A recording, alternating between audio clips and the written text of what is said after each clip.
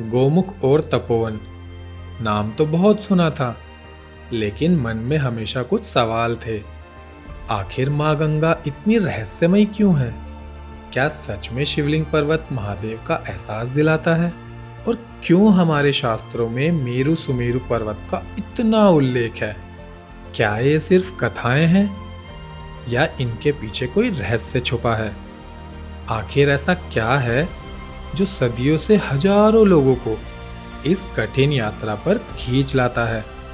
इन्हीं सवालों का जवाब ढूंढते ढूंढते कब मेरी ये यात्रा एक दिव्य अनुभव बन गई, पता ही नहीं चला, जिसे शब्दों में बयां कर पाना शायद मेरे बस की बात नहीं। क्योंकि इस पूरी यात्रा में मैंने जो महसूस किया, प्रभु की कृपा के बिना उसे समझ पाना मेरे लिए असंभव था। तो इस सफर की शुरुआत होती है क्रांति की भूमि मेरठ से। रास्ते में हरिद्वार पड़ता है, जहां महादेव और मां गंगा का दर्शन करने का सौभाग्य मिला। इसके बाद हम पूरी रात सफर करते रहे। काफी थकान हो चुकी थी, इसलिए चंबा से पहले कुछ घंटों का आराम गाड़ी में ही करना पड़ा। सुबह आंख खुली तो नज़ारा पूरी तरह बदल चुका था। आगे बढ़ते हुए चंबा की सुरंग और पहाड़ों के घुमावदार रास्तों को पार करते हुए हम पहुंचे उत्तरकाशी। यहाँ इस यात्रा का सबसे पहला चेक पोस्ट पड़ता है। यहाँ आपका ऑनलाइन रजिस्ट्रेशन चेक किया जाता है। अगर आपके पास रजिस्ट्रेशन नहीं है तो यहाँ पे बनाया भी जाता है। कुछ ज़रूरी फॉर्मेलिटी और मेडिकल चेकअप के बाद हमें आगे जाने की अनुमति मिल गई। इसके बाद माँ गंगा पूरे रास्ते हमारे साथ बहती रहीं। उनकी खूबसूरत घाटियाँ, नज़ारों के बीच सफ़र करते हुए हम पहुँच गए हर्षिल, जो उत्तराखंड की सबसे खूबसूरत जगहों में से एक जगह मानी जाती है। हर साल हजारों टूरिस्ट यहाँ घूमने आते हैं और यहाँ रुकने खाने की अच्छी सुविधाएं भी मिल जाती हैं। लगभग पूरा दिन रोड पर निकल गया था। बीच बीच में काफ़ी ट्रैफिक भी मिला, लेकिन आखिरकार हम पहुंच गए उस जगह जिसका हमें लंबे समय से इंतज़ार था। उत्तराखंड के 4 धामों में से एक, जहां से हमारी इस यात्रा की असली कहानी शुरू होने वाली थी, गंगोत्री धाम। तो भाई रात के बज रहे हैं 10:30 और हमने अभी जस्ट पार्किंग में गाड़ी लगाई है। तो हमने डिसाइड किया, वैसे तो हमारे पास टेंट भी है, बट हमने डिसाइड किया कि हम गाड़ी में ही सो जाएंगे, क्योंकि सुबह हम लोगों को जल्दी उठ के परमिट बनवाने के लिए जाना है। उस दिन गंगा स्नान पर्व होने की वजह से गंगोत्री धाम के अंदर बहुत ज़्यादा भीड़ बढ़ गई थी, जिसकी वजह से हमने गाड़ी में ही सोना डिसाइड किया। रेस्ट बहुत ज़रूरी था, क्योंकि अगले दिन की यात्रा बेहद रोमांचक होने वाली थी।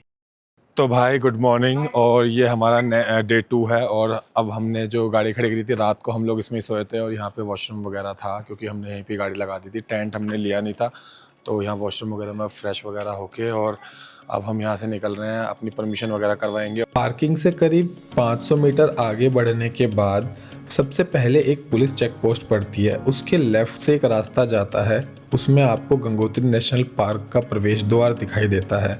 यहीं पे आपको सामने कुछ प्राइवेट टूर ऑपरेटर्स भी मिल जाते हैं, जो गोमुख तपोवन ट्रैक के लिए परमिट, गाइड और पूरा पैकेज ऑफर करते हैं, जिनको मैं रिकमेंड नहीं करता हूँ।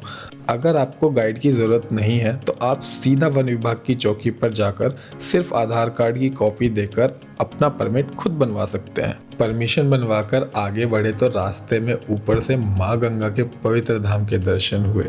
हमने तय किया था कि पूरी यात्रा होने के बाद ही माँ गंगा के धाम के दर्शन करने जाएंगे, इसलिए फिलहाल हम यात्रा में आगे बढ़ते रहे। करीब 1 किलोमीटर आगे चलने के बाद वन विभाग की चेक पोस्ट आती है, जहां हमारी परमिशन चेक होती है। यहाँ एक बात ध्यान रखने वाली है कि नीचे से जो परमिशन मिलती है वो सिर्फ गोमुख तक की होती है। अगर आपको तपोवन या फिर गोमुख ग्लेशियर तक जाना है तो उसकी परमिशन यहाँ से बनती है, जिसके लिए आपको कुछ अलग से पैसे देने होते हैं। और अगर आपके पास कैमरा है या फिर आपके पास कैंपिंग टेंट है जो आप ऊपर लेके जाना चाहते हैं, तो उसके लिए भी आपको अलग से चार्जेस देने होंगे। परमिट बनने के बाद अब आखिरकार यात्रा शुरू हो चुकी थी। शुरुआत में तो मन बहुत एक्साइटेड था, क्योंकि आगे क्या दिखने वाला है इसका अंदाज़ा तो था, लेकिन हिमालय अपने अंदर क्या क्या समेटे हुए है उसे महसूस करना अभी बाकी था। गंगोत्री धाम धीरे धीरे पीछे छूट रहा था और अब पूरी यात्रा में माँ भागीरथी के साथ साथ चलते हुए हमें आगे बढ़ना था। रास्ते में पड़ने वाली छोटी छोटी धाराएं और उन पर बने लकड़ी के पुल बार बार ये एहसास दिलाते थे कि अब हम हिमालय की उस दुनिया में प्रवेश कर चुके हैं जहां प्रकृति अपने असली रूप में दिखाई देती है। कहीं पेड़ों के बीच से निकलता रास्ता, कहीं बड़े बड़े पत्थरों के बीच से गुजरता मार्ग और कहीं दूर तक दिखाई देती हिमालय की चोटियाँ। हर थोड़ी देर में नज़ारा बदल रहा था। आप ये नज़ारा देखो भाई। ट्रैक करते वक्त थकान तो बहुत होती है, मगर जब ये नज़ारे देखने के लिए मिलते रहते हैं ना, तो थकान साथ के साथ दूर भी होती रहती है।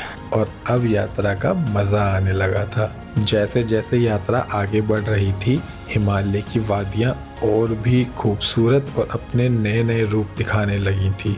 जो पर्वत और चोटियाँ कुछ समय पहले दूर से दिखाई दे रही थी, अब वह धीरे धीरे करीब आती जा रही थी। माँ भागीरथी कई जगह बिल्कुल रास्ते के साथ साथ बहती हुई दिखाई देती थी। एक तरफ ऊंचे ऊंचे पहाड़, दूसरी तरफ गहरी खाई और बीच में आगे बढ़ता ये रास्ता बार बार याद दिला रहा था कि माँ गंगा के उद्गम तक पहुँचना आसान नहीं है। आप देख रहे हो मेरे पीछे एक सिंगल ट्रेल है जो चल रही है, लेकिन शायद यही इस यात्रा की सबसे खूबसूरत बात भी है। जितना आगे बढ़ते हैं उतना ही हिमालय के लिए सम्मान और बढ़ता जाता है। इन्हीं नज़ारों और अनुभवों को महसूस करते करते कब हम चीड़वासा पहुंच गए पता ही नहीं चला।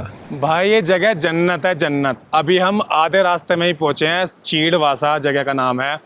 और जो पहाड़ दूर से देखने में बहुत बड़े बड़े दिखाई देते थे, अब देखो वो कितने करीब दिखाई दे रहे हैं। चीड़ के पेड़ के घने जंगल होने की वजह से इस जगह का नाम चीड़वासा पड़ा। एक छोटा सा जंगल पड़ता है जिसमें सिर्फ चीड़ के पेड़ और बाकी दूसरे भी, अगर मेनली चीड़ के पेड़ हैं। और इसे इस यात्रा का पहला बड़ा पड़ाव भी माना जाता है। यहाँ यात्रियों के रुकने और खाने पीने की कुछ सुविधाएं उपलब्ध हैं, लेकिन सीज़न और भीड़ के हिसाब से ये हमेशा आपको मिल जाएंगी, इसकी कोई गारंटी नहीं है। लेकिन हमारे लिए यह सिर्फ एक पड़ाव था, क्योंकि माँ गंगा के उद्गम तक पहुँचना अभी बाकी था। गंगोत्री से जो पहला स्टेप ऑप्शन पड़ता है चीड़वासा, वो गंगोत्री से पड़ता है आपका 8 किलोमीटर। और चीड़वासा के बाद जो नेक्स्ट स्टॉप पड़ता है वो पड़ता है भोजवासा, जो कि है चीड़वासा से 6 किलोमीटर। तो अभी हमें लगा है, हम लोग चले थे सुबह 10 बजे गंगोत्री से और हम पहुंच गए हैं 2 बजे चीड़वासा में। हमने आधा घंटा स्टे भी किया था, तो 1:30 बजे हम लोग पहुंच गए थे और हम लोग 2 बजे निकले हैं यहाँ से। नेक्स्ट स्टॉप जो रहेगा हमारा भोजवासा रहेगा। आज रात को हम लोग जो स्टे करेंगे वो भोजवासा में ही करेंगे। चीड़वासा से आगे बढ़ने के बाद अब नज़ारे नेक्स्ट लेवल हो चुके थे।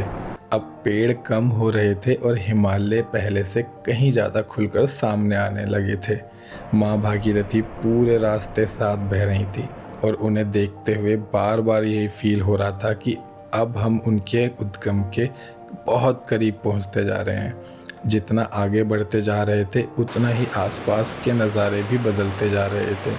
जो पर्वत और चोटियाँ कुछ समय पहले दूर से दिखाई दे रही थी, अब वो धीरे धीरे करीब आती जा रही थी। और सच बताऊं, अब यात्रा का असली मज़ा आने लगा था। इतनी सुंदर सुंदर देख रहे हो आप, ऐसी पीक्स देखने के लिए मिलेंगी भाई। अल्टीमेट है यार, अल्टीमेट। कुछ चीज़ें ऐसी होती हैं कि वो मतलब शब्दों से बयान नहीं की जा सकती। हर थोड़ी देर में व्यूज़ बदल रहे थे। कभी सामने बर्फ़ से ढके पर्वत, कभी दूर तक फैली वादियाँ और कभी माँ भागीरथी का ऐसा रूप कि बस उन्हें निहारते रहो।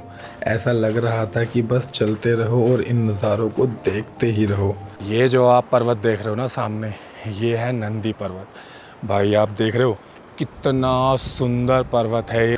आगे बढ़ते हुए वैली भी अब पहले से काफ़ी ज़्यादा वाइड हो चुकी थी। चारों तरफ हिमालय की ऊंची ऊंची चोटियां दिखाई दे रही थी और अंदर से फील होने लगा था कि हम सच में हिमालय के काफ़ी अंदर आ चुके हैं। लेकिन हिमालय सिर्फ अपनी खूबसूरती ही नहीं दिखाता, कई जगह उनका कठिन रूप भी देखने को मिलता है। आगे रास्ते का एक ऐसा हिस्सा भी आया जिसे इस पूरी यात्रा के सबसे मुश्किल हिस्सों में से गिना जाता है, लैंडस्लाइड जोन।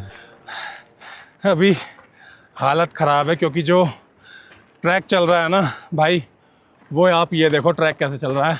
ये ट्रैक है, बस आप समझ लो कि ये मेरे शूज़ हैं और ये देखो, ये यहाँ पे सीधा गहराई है और देखो छोटे छोटे पत्थर वो देखो ऊपर से कंटिन्यूस आ रहे हैं। ये मतलब बिल्कुल भी सेफ जोन नहीं है और कभी भी कोई भी बड़ा पत्थर नीचे आ सकता है। और आप ये डेप्थ देखो कितनी है, गहराई, नीचे भागीरथी नदी कैसे बह रही है ना। और ये देखो बिल्कुल मतलब हमारे सर के ऊपर पत्थर हैं। अगर बड़ा पत्थर कोई आया ना तो यहाँ से हमें सीधा नीचे लेके चला जाएगा। देखो छोटे छोटे पत्थर आ रहे हैं ऊपर से यहाँ से। ओ भाई ये तो बहुत बड़ा आया, भागो। पहाड़ों से टूटकर गिरे बड़े बड़े पत्थरों के बीच से गुजरता यह रास्ता बार बार याद दिला रहा था कि इस यात्रा में हर कदम सोच समझ कर रखना पड़ता है। तो भाई बहुत डेंजरस हो सकता है। और नीचे आप ये देख लो नीचे की स्थिति कैसे है। और यही ट्रैक है, चीड़वासा के बाद ये ट्रैक पूरा चेंज हो चुका है। लेकिन अगर ऐसे रास्ते ना पार किए जाएं तो एडवेंचर किसे बोलेंगे। लैंडस्लाइड जोन पार करने के बाद नज़ारे एक बार फिर बदल चुके थे। जो चोटियां अब तक दूर दिखाई दे रही थी, अब ऐसा लग रहा था कि जैसे धीरे धीरे हमारे सामने आती जा रही हैं। ये नंदी पर्वत हमने वहाँ से देखा था तो हमें कैसा दिखाई दिया था। अब आप इस नंदी पर्वत को देखो, ये नंदी पर्वत सामने हमारे जो दिखाई दे रहा है, ये अलग अलग पीक्स हैं। और जब हमने वहाँ पीछे से देखा था तभी एक पीक दिखाई दे रही थी। और अब आप देखो गहरी गहरी खाइयों के बीच से निकलता रास्ता, चारों तरफ फैली वादियाँ और सामने दिखाई देते वो नज़ारे। सच बताऊं, उन्हें शब्दों में समझा पाना बहुत मुश्किल है। कुछ जगह को सिर्फ देखा नहीं जा सकता, उन्हें महसूस भी करना पड़ता है। इन्हीं नज़ारों के बीच से निकलते हुए एहसास होने लगा था कि अब भोजवासा भी ज़्यादा दूर नहीं है। पूरे दिन की यात्रा के बाद आखिरकार दूर से भोजवासा दिखाई दिया। उसे देखकर एक अलग ही राहत महसूस हुई, क्योंकि आज की रात यहीं बितानी थी और अब हमें अपने रहने की व्यवस्था भी देखनी थी। भोजवासा में रुकने के लिए GMVN का स्टे ऑप्शन मिलता है, जहां डॉर्मेट्री की सुविधा उपलब्ध है। इसके अलावा कुछ प्राइवेट टूर ऑपरेटर्स के कैंप भी हैं, लेकिन उन्हें मैं रिकमेंड नहीं करूंगा। कुछ आश्रम भी हैं जहां रहने और खाने की व्यवस्था मिल जाती है। हालांकि ये सारी सुविधाएं सीज़न और यात्रियों की संख्या पर निर्भर करती है, इसलिए यहाँ आते समय इनमें से किसी भी व्यवस्था के भरोसे पूरी तरह से रहना सही नहीं होगा। हमने भी GMVN की डॉर्मेट्री में स्टे किया, जहां हमसे 1000 रुपये प्रति व्यक्ति स्टे का चार्ज लिया गया था, जबकि खाने का चार्ज अलग था। रात भर आराम करने के बाद अब बारी थी इस पूरी यात्रा की सबसे रोमांचक हिस्से की। सुबह उठने के बाद अब बारी थी ट्रॉली के जरिए माँ भागीरथी को पार करने की। तो आप जो मेरे पीछे ट्रॉली देख रहे हो ना, ये ट्रॉली आपको यहाँ से रिवर पार करवाती है। देखो यहाँ है ट्रॉली है और इस ट्रॉली से आपको इस रिवर को पार करके उस साइड जाना पड़ेगा जहाँ से वो ट्रैक जा रहा है। गोमुख ग्लेशियर या तपोवन तक जाने के लिए इसी ट्रॉली का इस्तेमाल किया जाता है, लेकिन इसके लिए आपके पास तपोवन का परमिट होना अनिवार्य है। खोल दो लोग, खोल दो। तो भाई ट्रॉली चल पड़ी है अपनी, ये देखो। और अब ये रिवर क्रॉसिंग वहाँ से कुछ लोग खड़े हैं जो खींच रहे हैं इस ट्रॉली को। लो भाई, बीच में अटक गई हमारी तो ट्रॉली। चल पड़े। जिन यात्रियों के पास सिर्फ गोमुख तक की परमिट होती है, उन्हें इस ट्रॉली का इस्तेमाल करने की अनुमति नहीं मिलती। वे दूसरे ट्रैक से लगभग 500 मीटर पहले से गोमुख के दर्शन करके वापस लौट जाते हैं। ट्रॉली पार करने का सिस्टम बड़ा अलग है, क्योंकि ट्रॉली जब तक यहाँ से कोई खींचेगा नहीं एक साइड से, तो आप इधर नहीं आ सकते। और इस साइड भी कोई होना बहुत ज़रूरी है और उस साइड भी होना बहुत ज़रूरी है। इनफैक्ट उधर से इस एंड से उस एंड पे जाना तो इजी है, मगर उधर से इधर आने के लिए यहाँ खींचने वाला चाहिए, जो बहुत डिफ़िकल्ट हो जाता है खींचने में ना। एक आदमी के बस की बात नहीं है खींचना भाई ट्रॉली को।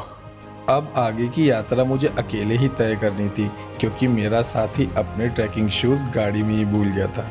आगे का रास्ता काफ़ी कठिन था, इसलिए उसने यहीं रुककर दूसरे रास्ते से गोमुख के दर्शन करने का फैसला लिया। वो रास्ता सामने आता हुआ दिखाई दे रहा होगा, वो लोग वहाँ से जाते हैं। देखो वो रास्ता है, और जो गोमुख ग्लेशियर है वहाँ पे, उससे 500 मीटर पहले आपको दूर से देखना पड़ेगा। मेरा मेन ये है कि मैं शिवलिंग पर्वत और मेरु सुमेरु पर्वत देखूं, गोमुख ग्लेशियर देखूं। बेशक मैं तपोवन के स्टे ऑप्शन तक पहुंचूं या ना पहुंचूं वो बात अलग है, मगर मेरे को बस वो देखना है, वो एक्सपीरियंस करना है। यात्रा में आगे बढ़ते हुए कुछ ऐसा मिला जिसे देखकर समझ आया कि भोजवासा इतना खास क्यों है। क्योंकि यहाँ पे ना ये भोजपत्र के पेड़ मिलते हैं। ये कोई साधारण पेड़ नहीं है एक्चुअल में। ये जो आप देख रहे हो ना, ये देखो, ये पहले पेपर की तरह इस्तेमाल किया जाता था।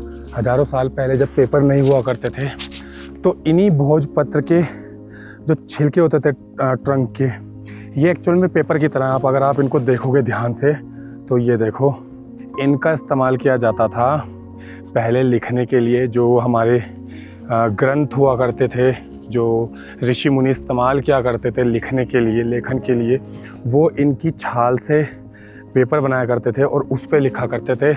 और जब उन पे लिखा करते थे वो, तो उनकी जो उनको प्रिजर्व करने की जो क्षमता थी उनकी बहुत ज़्यादा थी, और उनको हम बहुत लॉन्ग टाइम तक सेव करके रखा कर सकते थे। और आज भी हमारे भारत में बहुत सारे ग्रंथ ऐसे हैं जो इनके ऊपर लिखे हुए हैं और आज भी वो प्रिजर्व्ड हैं। तो इसलिए इस जगह का महत्व भी है। भोजवासा मतलब भोजपत्र के पेड़ यहाँ पे मिलते हैं। अब हमने वो वाला जो पैच था वो वाला पार कर दिया है, और अब आप देखो हम इस वैली में आ गए हैं। और ये वैली देखो अब कितनी वाइड हो गई है। अब आप देख रहे हो, पानी की बोतल कैरी करना भूल गया मैं। और बाकी वैसे बीच में ऐसे बहुत सारे स्रोत हैं, मुझे नहीं पता है या नहीं है, बट अभी तो दिखा है फ़िलहाल। यहाँ से पानी पीऊँगा मैं। प्यास तो बुझ चुकी थी, लेकिन मन में एक अजीब सी बेचैनी थी। ऐसा लग रहा था जैसे कोई अदृश्य शक्ति मुझे अपनी ओर खींच रही हो। अब नज़रें बस उसी दर्शन का इंतज़ार कर रही थी जिसके लिए मैं इतनी दूर चल कर आया था। मैं जब यहाँ यात्रा शुरू कर रहा था तो मेरी एक ही इच्छा थी कि प्रभु मुझे सिर्फ एक तो माँ गंगा के उद्गम स्थल के दर्शन करवा देना, और अपने शिवलिंग और मेरु सुमेरु के पर्वत के, मुझे जो ये पवित्र और जो ये दिव्य पर्वत हैं इनके मुझे दर्शन हो जाएं प्रभु। क्योंकि ये साधारण नहीं है और इनकी ऊर्जा शायद हम लोग महसूस ना कर पाएँ, क्योंकि हमारी इतनी औकात नहीं है कि हम इनकी ऊर्जा को महसूस कर सकें। मगर मेरा एक छोटा सा प्रयास है कि मैं दर्शन पाऊँ, और मेरे लिए तो सिर्फ इनके दर्शन करना ही बहुत बड़ी बात है। वो आपको शिवलिंग पर्वत की पीक दिखाई दे रही है, भागीरथी पीक्स बिल्कुल नज़दीक हैं। आपको लग रहा होगा बहुत दूर हैं क्योंकि कैमरे में ऐसे रिकॉर्ड होता है, मगर मैं अपनी आँखों से इनको एक्सपीरियंस कर रहा हूँ और मुझे पता है ये बिल्कुल मेरे पास में ही है भाई। अब धीरे धीरे जब मैं इनके नज़दीक जाता जा रहा हूँ तो मुझे एहसास होता जा रहा है कि शायद महादेव अब मेरी सुन रहे हैं, महादेव अब मुझे अपने पास बुला रहे हैं। आगे रास्ते में एक बुजुर्ग बाबा दिखे। उम्र करीब 60-65 साल रही होगी। तन पर फटे हुए कपड़े, पैरों में सिर्फ चप्पल, लेकिन चेहरे पर गजब का सुकून। कंधे पर अपनी छोटी सी पोटली लिए वो लगातार आगे बढ़ रहे थे। उन्हें देखकर एक बात समझ में आ गई। यहाँ तक आने के लिए ना अच्छे कॉस्ट्यूम, अच्छे शूज़ नहीं, महादेव की कृपा और विश्वास चाहिए भाई। जैसे जैसे मैं आगे बढ़ रहा था दिल में एक अजीब सी बेचैनी बढ़ती जा रही थी। ऐसा लग रहा था जैसे मंजिल अब बस कुछ ही कदम दूर है। अब बस बेसब्री से इंतज़ार था उस पहले दर्शन का जो इस पूरी यात्रा का सबसे अनमोल पल बनने वाला था। हर हर महादेव शंभू भाई। यहाँ की वाइब्स बहुत अलग है यार। बिल्कुल नज़दीक आ चुके हैं और मेरे सामने है पूरा एक ग्लेशियर, गोमुख जिसको कहा जाता है। ये ही वो जगह है, ये ही वो स्थान है। देखो वहाँ पे है वो मुख जहाँ से निकलते हैं। फ़िलहाल आपको ये दिखाता हूँ, ये देखो, ये है वो ग्लेशियर। भाई मैंने पहली बार ये चीज़ एक्सपीरियंस की है।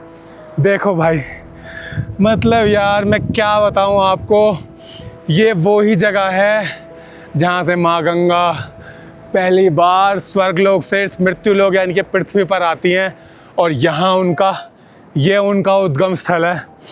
उस पल को मैं शायद कभी अपने शब्दों में बयां नहीं कर पाऊंगा। मैं उस पवित्र भूमि पर चल रहा था जहाँ से सिर्फ एक नदी नहीं बल्कि करोड़ों लोगों की आस्था जन्म लेती है, जिसे पूरी दुनिया माँ गंगा कहकर पुकारती है।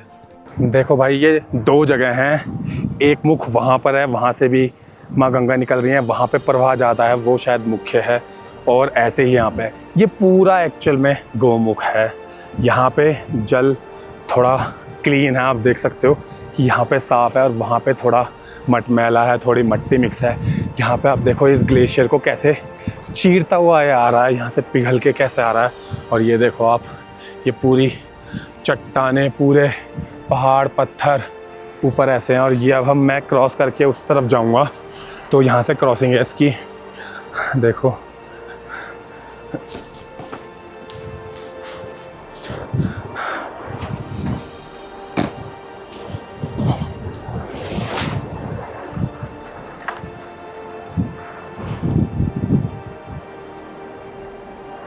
मेरे नीचे माँ गंगा बह रही हैं, और ये पूरे पत्थर हैं। आज देखो मैं जहाँ पे हूँ, मेरे नीचे से पत्थरों के नीचे से गंगा जी बह रही हैं। और देखो मेरे पीछे जस्ट इस तरफ ये गोमुख ग्लेशियर है पूरा। और भाई आप ये देखो, ये फ्रोज़न आइस है, यहाँ पे बर्फ़ जमी हुई है, देख रहे हो आप, ये जमी हुई है बर्फ़ पूरी। ये आपको लग रहा होगा पानी है, बट ये फ्रोज़न आइस है पूरी। मैं कोशिश करता हूँ आपको दिखाने की, देखो यहाँ से दिखाने की कोशिश करता हूँ, देख रहे हो। जय माँ गंगा, हे माँ अनुमति दें, आपके जल को मैं स्पर्श करने जा रहा हूँ, क्षमा करना मुझसे कोई गलती हो जाए। देखो, देख रहे हो, देखो ये पूरा फ्रोज़न आइस है, ऊपर से पूरी लेयर जमी हुई है, देखो, देख रहे हो। ये देखो, ये पूरी बर्फ़ जमी है ऊपर, क्योंकि टेम्परेचर बहुत डाउन है। आप ये देखो, ओ भाई बहुत ठंडा पानी है, देखो। मैं चलता हूँ बिल्कुल गौमुख की तरफ। समथिंग डिफरेंट यार, उधर से जाया जाएगा। फाइनली मैं उस जगह पहुंच ही गया हूँ। देखो भाई,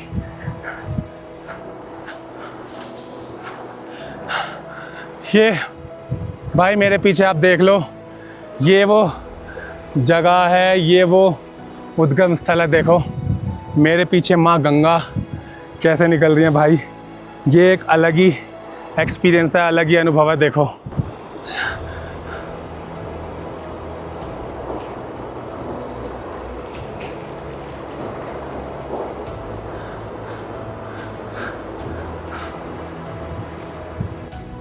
छोटे छोटे पत्थर, छोटी छोटी चट्टान, थोड़े थोड़े ग्लेशियर पिघल रहे हैं, टूट रहे हैं मेरे पीछे।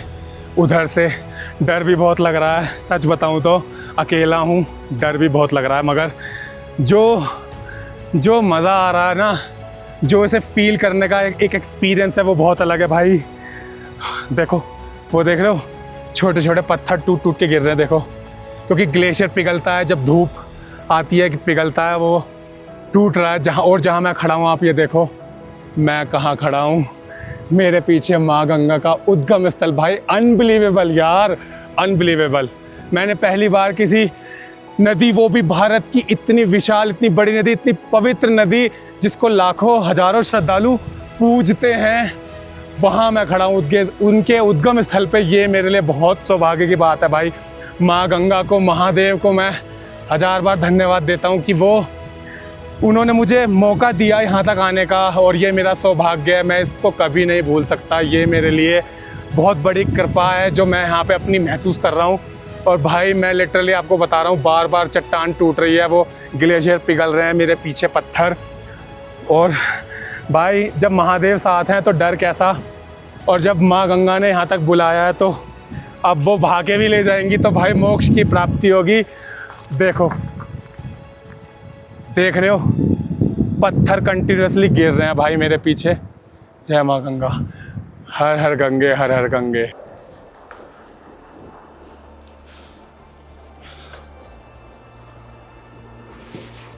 भाई ये जो एक्सपीरियंस मैं कर रहा हूँ ना, जहाँ अभी मैं बैठा हूँ माँ गंगा के उद्गम स्थल पे, भाई ये एक्सपीरियंस जीवन में बहुत कम करने के लिए मिलता है। मुझे कभी विश्वास नहीं था कि मैं ऐसे, जहाँ से माँ गंगा निकलती हैं पवित्र, जो लाखों करोड़ों लोगों को अपने जल से पवित्र करती हैं और अपने बच्चे की तरह सींचती हैं, मैंने कभी नहीं सोचा था कि मैं ऐसे उनके दर्शन कभी कर पाऊँगा। देखो, गोमुख ग्लेशियर के जस्ट सामने मैं बैठा हूँ और मेरे सामने से स्वर्ग से माँ गंगा जब मृत्यु लोक पर आती हैं तो ऐसे निकलती हुई दिखाई देती हैं। बहुत अल्टीमेट एक्सपीरियंस है भाई, बहुत ज़्यादा अल्टीमेट एक्सपीरियंस है। कुछ देर यहाँ शांति से बैठकर माँ गंगा की कृपा को महसूस किया। तब एहसास हुआ कि शायद यूं ही नहीं कहा जाता कि माँ गंगा महादेव की जटाओं से निकलती हैं। इतने नाम, इतने रूप और अनगिनत रहस्य, जिन्हें समझ पाना किसी इंसान के बस की बात नहीं। सच तो केवल मेरे महादेव ही जानते हैं। लेकिन मेरी यात्रा भी खत्म नहीं हुई थी, वो गोमुख है, बहुत ज़्यादा रिस्की है, क्योंकि महादेव ने मेरे लिए वहीं जाना है। देखो, कुछ और ही तय कर रखा था। अभी मैं पहुंचा नहीं हूँ, मगर जो मेरा फर्स्ट व्यू मिला है मुझे भाई साहब, तपोवन पहुंच गया हूँ।